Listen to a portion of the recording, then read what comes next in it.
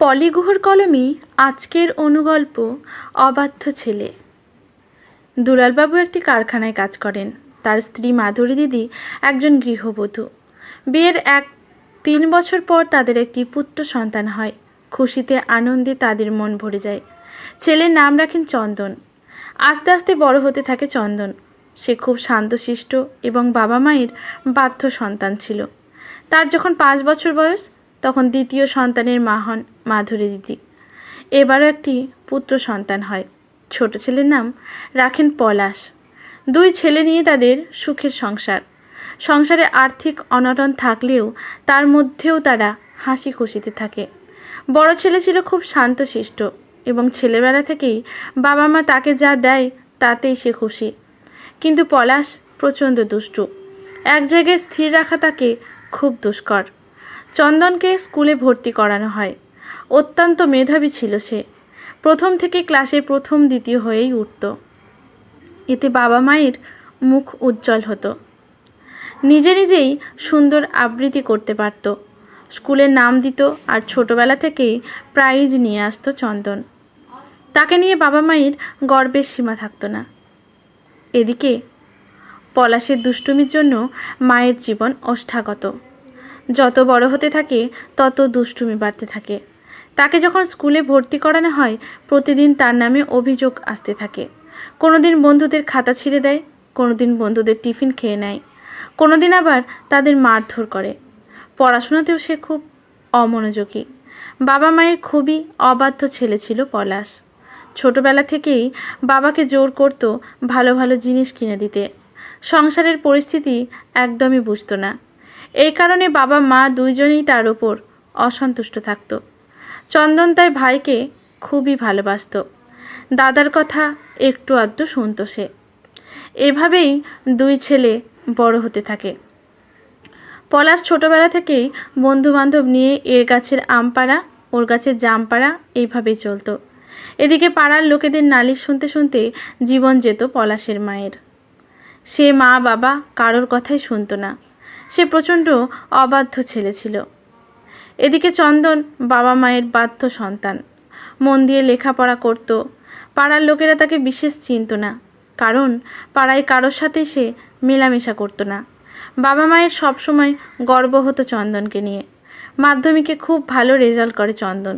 স্কুলের মাস্টারমশাইরা তাকে সব সময় সাহায্য করতেন পড়াশোনার জন্য।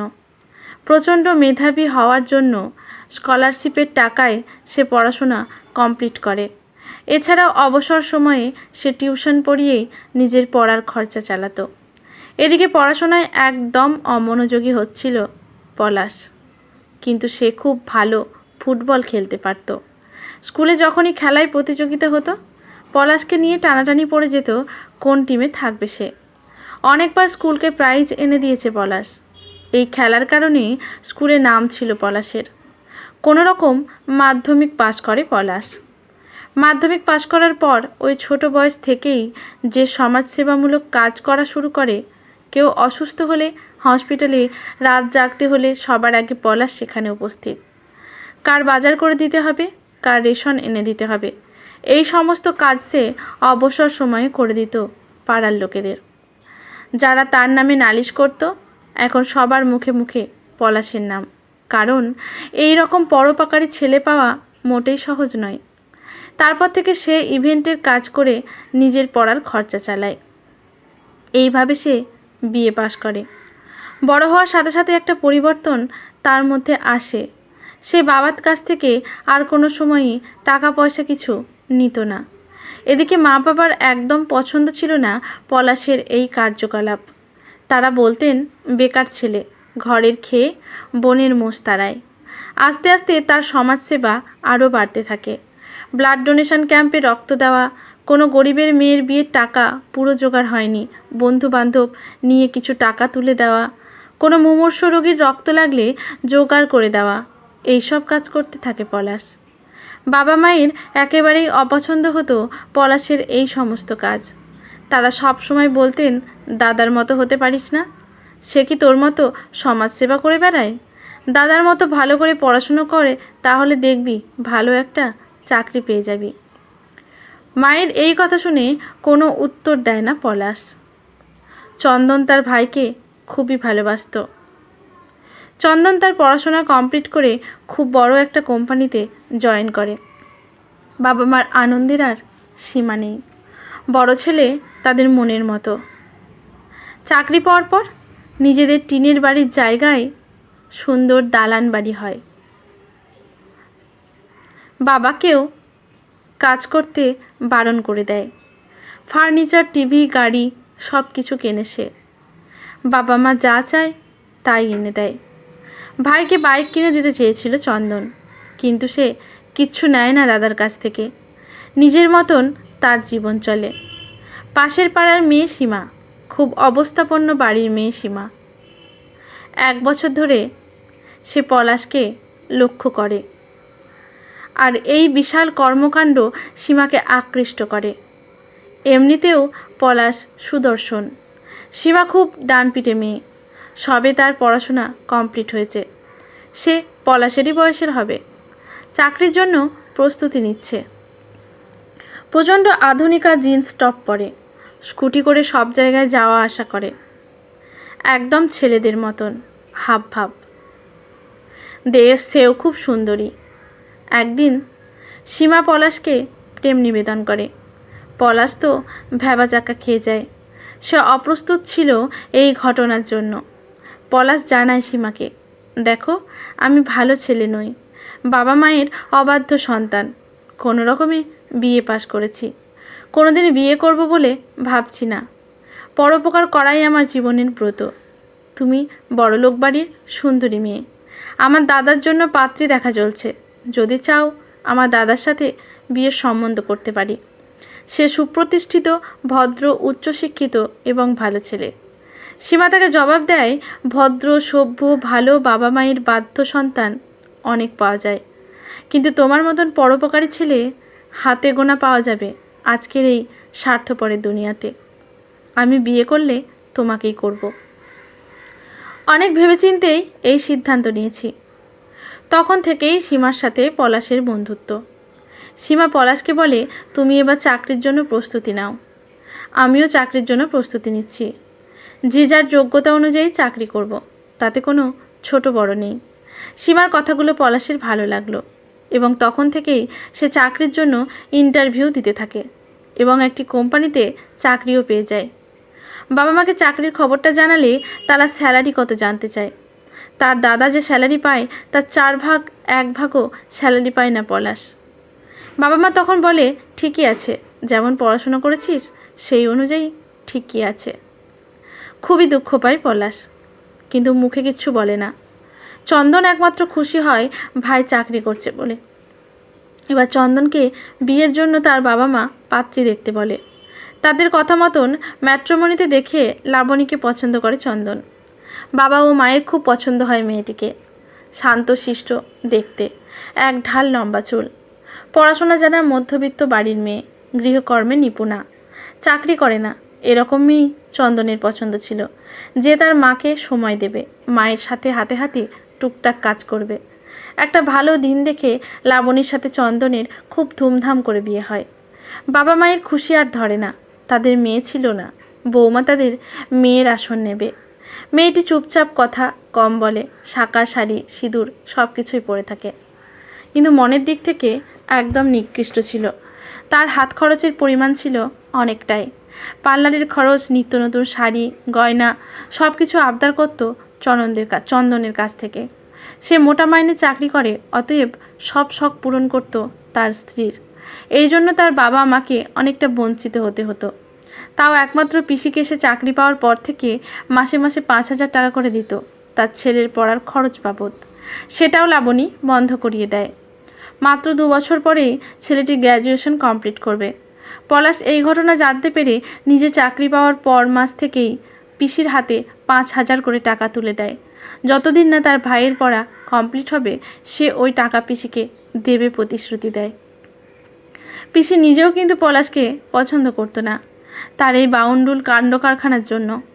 লাবণী নিজে কিছু বলতো না, কিন্তু চন্দনকে দিয়ে অনেক কথাই বলাতো তার শাশুড়ি মাকে। বাধ্য ছেলে এখন বাধ্য স্বামীতে পরিণত হয়ে যাচ্ছে আস্তে আস্তে। যেমন সে অন্য কোনো কাজে শাশুড়িমাকে সাহায্য করতে চাইতো না, এমনকি শাশুড়িমার কথা মতন সংসার চলুক সেটাও সে পছন্দ করছিল না। ছেলের কথা মতন আস্তে আস্তে সংসারের চাবিকাঠি লাবণীর হাতে চলে যায়। তার পছন্দ অনুযায়ী রান্নাবান্না শুরু হয়। শাশুড়িমা কার্যত ঠুটে জগন্নাথে পরিণত হতে থাকে, কিন্তু সে ছেলেকে কিছুই বলতে পারে না। অলস মস্তিষ্ক শয়তানের কারখানা, সেটা প্রমাণ করেই ছাড়ল লাবণী। সারাদিন বসে বসে এই সমস্ত জিনিসগুলোকেই সে করত। পলাশ বাড়ির খাওয়া বন্ধ করে দেয়, তার খাবার বাইরে থেকে আনত সে। পলাশ এগুলো সবই দেখত, কিন্তু সে কিছুই বলতো না, কারণ সে তার বাবা মায়ের মনের মতো সন্তান নয়। তার টাকা পয়সা কে তার বাবা মা খুবই তুচ্ছ তাচ্ছিল্যের চোখে দেখত, তাই তারা কখনো তার কাছ থেকে কোনো টাকা পয়সা নিত না। এদিকে সীমা খুব ভালো চাকরি পেয়ে যায়, তখন সে পলাশকে বিয়ের প্রস্তাব দেয়। পলাশের বাবা মা সীমার কথা জানতো, এরকম মেয়েকে তাদের একদম পছন্দ নয়। সবসময় জিন্স প্যান্ট পরে ঘোরে, এই মেয়ে আসলে যেটুকু ভাত মুখে উঠেছে সেটুকু বন্ধ হয়ে যাবে, এই আশঙ্কা তাদের মনে ছিল। কিন্তু তারা জানতো পলাশ যখন তাকে বিয়ে করতে চায় তাদের কোনো কথাই সে শুনবে না। অগত্যা সীমার সাথে পলাশের বিয়ে হয়। সীমার বাবা মা সোনা গয়না দিয়ে ভরিয়ে দেয় সীমাকে। খুব অবস্থাপন্ন বাড়ির মেয়ে সে। এখানে আসার পরেই রান্নার লোক রেখে দেয় সীমা। শাশুড়ি মাকে কোনো কাজ করতে দেয় না সে। তারা স্বামী স্ত্রী নিজেদের মতন অফিস চলে যায়। সীমা সব কিছু ঠিকঠাক মতো পালন করছে, এটা দেখে লাবণীর সহ্য হতো না। শাশুড়িমা এখন ছোট বৌমাকে বেশি ভালোবাসে। তার জিন্স টপ পরা নিয়ে তার কোনো অভিযোগ নেই। আস্তে আস্তে পলাশ সংসারের দায়িত্ব নিতে থাকে। সীমা মোটা মাইনের চাকরি করে, একটি এনজিও চালায়। তারা দুইজনের এই দিকে খুব মিল ছিল। তারা দুইজনেই সমাজসেবা করে। শাশুড়িমাকে পার্লারে নিয়ে যায় সীমা, বেড়াতে, সিনেমা দেখাতে সব জায়গায় নিয়ে যায় সীমা। এগুলো সহ্য হয় না লাবণীর। একদিন সে চন্দনকে বলে আলাদা হওয়ার জন্য, বাবা মাকে ভাগাভাগি করে নিতে হবে। তার বাবাকে নিতে চায় আর পলাশের ভাগে মাকে দেবে, কারণ লাবণী জানতো পলাশকে অতটা পছন্দ করে না শাশুড়ি মা। বাধ্যস্বামী মায়ের কাছে এই প্রস্তাব রাখে, সংসার বড় হবে তাই ভাইয়ে ভাইয়ে আলাদা হওয়া ভালো, তাতে সংসারে শান্তি বজায় থাকবে। আমার ভাগে বাবা থাকবে আর ভাইয়ের ভাগে তুমি যাও। তখন তিনি বলেন, ছোট ছেলে আর ছোট বৌবার সামনে আমি যা বলার বলবো, তোমরাও উপস্থিত থেকো। পরদিন তিনি দুই ছেলের কাছে হাত জোড় করে বলেন, এই বয়সে এসে আমরা স্বামী স্ত্রী আলাদা হয়ে থাকতে পারবো না। আমাদের যে কোনো একটা বৃদ্ধাশ্রমে রেখে আসো তোমরা, আমরা কোনো ছেলের কাছে বোঝা হব না।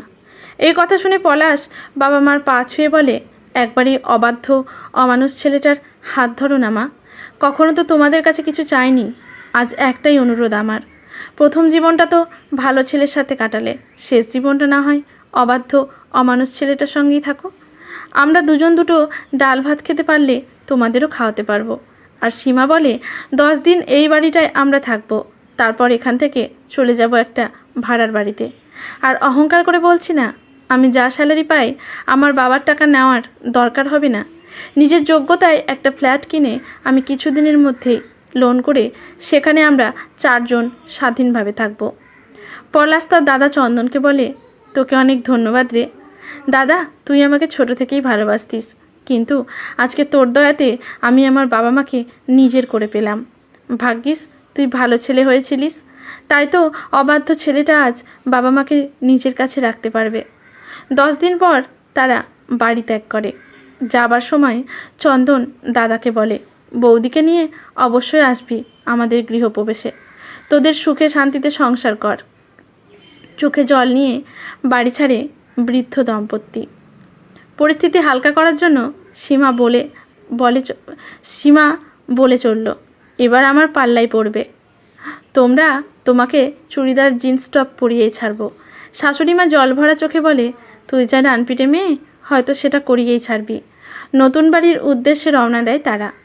দূর থেকে তাকিয়ে থাকে চন্দন, সে কি ঠিক করলো না ভুল করলো, আজও সে বুঝে উঠতে পারেনি। আজকের গল্পটি এখানেই সমাপ্ত। গল্পটি ভালো লাগলে লাইক শেয়ার কমেন্ট করতে ভুলবেন না। ইউটিউব থেকে দেখলে চ্যানেলটি সাবস্ক্রাইব করে বেল নোটিফিকেশানটি অল করে দেবেন। ফেসবুক থেকে দেখলে পেজটি ফলো করে রাখবেন। ধন্যবাদ।